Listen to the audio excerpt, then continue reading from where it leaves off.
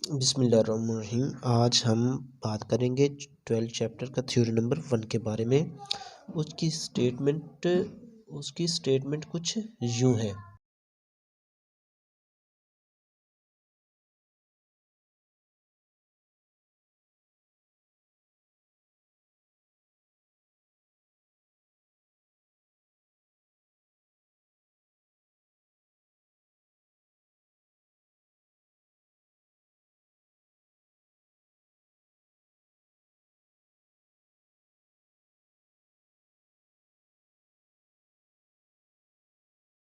किसी दायरे में कौसे सगीरा से बनने वाला मरकज़ी ज़ाविया मिक़दार में अपनी मुतल्लका कौसे कबीरा के महसूर ज़ाविये से दोगुना होता है। तो सबसे पहले हमें दायरे की ज़रूरत है। हम दायरा बनाएंगे। ये मैं मार्क कर देता हूँ। कौसे सगीरा क्या चीज़ है, दायरा। फिर हम मरकज़ी ज़ाविये के बारे में बात करेंगे, ये कौसे कबीरा। और उसके बाद हम मैसूर ज़ाविये के माइनर आर्क,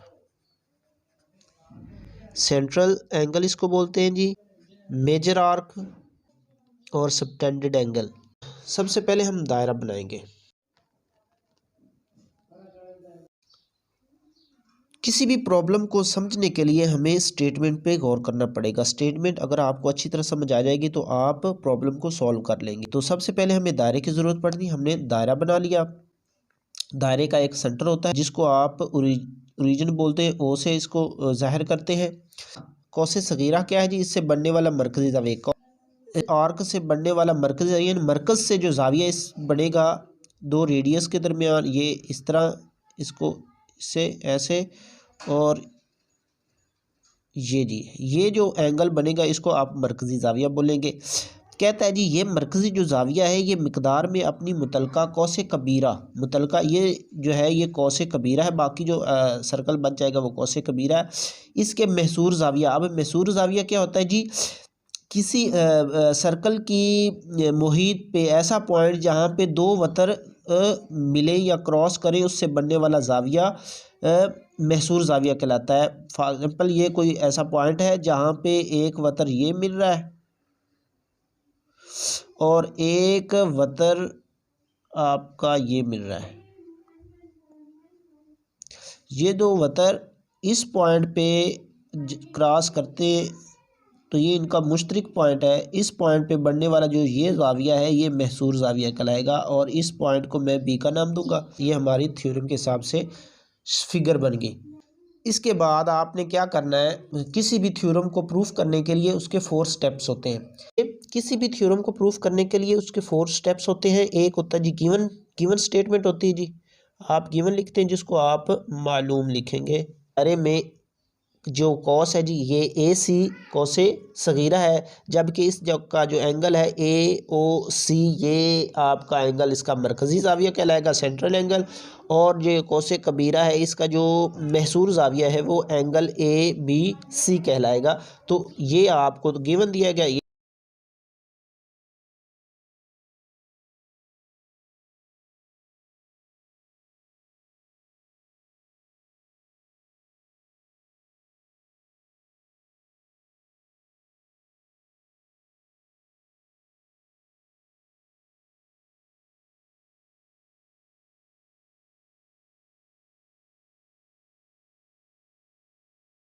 गिवन स्टेटमेंट हमने लिख ली। ओ मरकज़ वाले दायरे में ए सी कौसे सगीरा है, माइनर आर्क है, जबकि एंगल इसका जो है वो ए ओ सी है, इसका मरकज़ी ज़ाविया है। और कौसे कबीरा का महसूर ज़ाविया, ये जो कौसे कबीरा है इसका ये सबटेंडेड एंगल को महसूर ज़ाविया ये वाला ये एंगल ए बी सी कहलाएगा।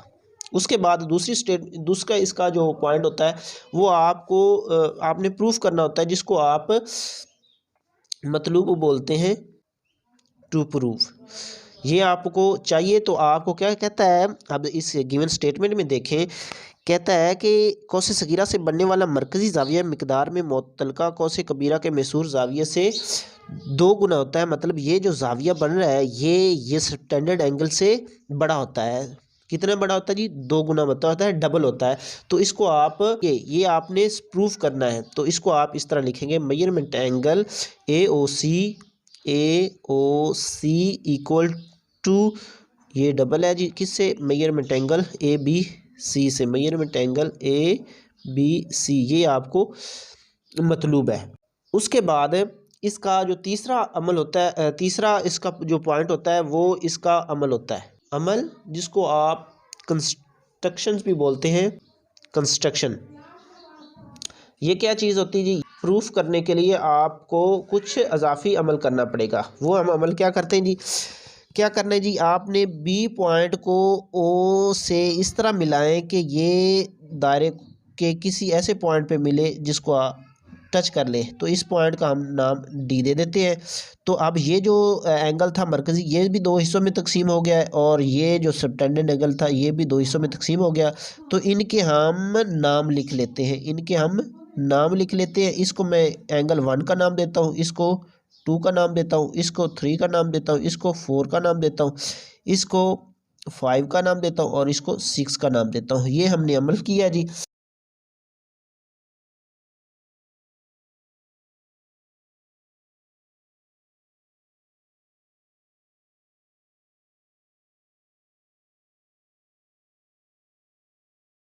नुक्ता बी को ओ से मिलाकर इतना बनाए कि दायरा को नुक्ता डी पर कब्जा करे। ये हमने इस पॉइंट है वो होता है जी प्रूफ, जिसको आप सबूत कहेंगे। इसमें क्या होता है जी? आप कुछ बयान करते हैं, बयानात होते हैं, और इसमें आपने दलाल देने होते हैं, स्टेटमेंट्स और आर्गूमेंट्स देने होते हैं, बयानात और दलाल देने होते हैं जी। हमने प्रूफ क्या करना है? ये चीज़ हमने प्रूफ करना है कि ये 5 + 6 एंगल इसका डबल होता है 3 + 4 का। सबसे पहले एंगल 1 और एंगल 3 आपस में इक्वल होते हैं जी। Measurement angle 1 equal to measurement angle 3। पहले हम स्टेटमेंट लिखेंगे measurement angle 1 equal to measurement angle 3। इसको आप इक्वेशन 1 का नाम दें, और इसकी दलील आप क्या देंगे जी? ये कि आप मुसाविल इज़ला के जो ओपोजिट ज़ाविये होते हैं वो इक्वल होते हैं। ये मुसाविल इज़ला जिसकी दो साइडें इक्वल हों वो मुसाविल इज़ला कहलाती है। तो ये ट्रायंगल का साइन है, और ये ट्रायंगल हमारी ओ ए बी बनेगी। ओ ए बी में मुसाविल इज़ला के मुखालिफ ज़ाविये, ये आपकी इसकी दलील देंगे। दूसरा आप यही करेंगे जो आपने इस ट्रायंगल में अमल किया, यही ट्रायंगल दूसरी ट्रायंगल में यही आप अमल दोहराएंगे। Measurement angle 2 equal to measurement angle 4, और इसको आप 2 का नाम देंगे, और इस ट्रायंगल के मुताबिक इस चीज़ को लिखेंगे। और ये ट्रायंगल ओ बी सी है, ओ बी सी। ये स्टेटमेंट लिखेंगे जो आपने ऊपर लिखी हुई है मुसाविल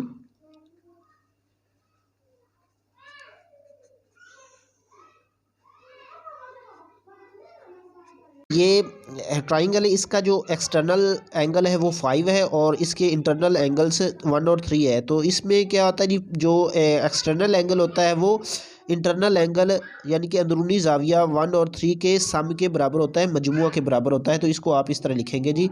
measurement angle 5 equal to measurement angle 1 plus measurement angle 3। इसको आप 3 का नाम देंगे, और इसमें आप जो दलाल लिखेंगे वो क्या है जी? मुसल्लस में खारजा ज़ाविया मुतकाबला दाखला ज़ावियों के मजमुआ के बराबर, ये आपने इसकी दलील दी। इसी तरह मेजरमेंट एंगल 6 भी इन सब दोनों सम के बराबर होगा। Measurement angle 6 is equal to measurement angle 2 plus measurement angle 4। इसको आप 4 का नाम दे दें। इसकी दलील ये जी। अब इसके बाद आपने क्या करना है जी, आपने 1 और 3 को सॉल्व करना है। Measurement angle 1 equal to measurement angle 3 है, तो आप ये वैल्यू इक्वेशन 3 में पुट करेंगे।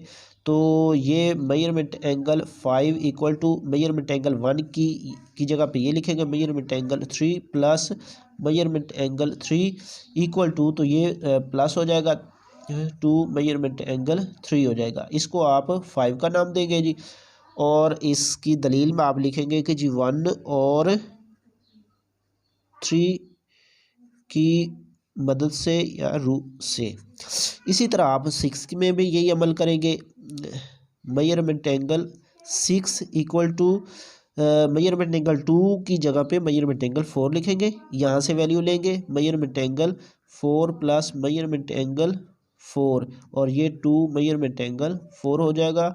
और इसकी आप दलील ये देंगे कि 2 और 4 की रूट, ये हमने इसलिए सम किया क्योंकि हमें ये देखें 5 प्लस इन दोनों को, ये इनको हम डिवाइड किया था, इनको हमने प्लस करना, और 3 का भी सम, ये एंगल सेंट्रल एंगल कहलाता है, ये इसका डबल होता है, इस वजह से हमने इनको ऐड किया। तो इनको आप जमा करने से measurement angle 5 plus measurement angle 6 is equal to measurement angle, इनकी वैल्यू लिखें 2 measurement angle 3 plus 2 measurement angle 4, और measurement angle 5 plus measurement angle 6 is equal to, ये 2 कॉमन आया, measurement angle 3 plus measurement angle 4, ये हमारा थ्योरम प्रूफ हो गया। तो शक्ल फिगर के मुताबिक इसकी आप दलील देंगे फिगर के मुताबिक।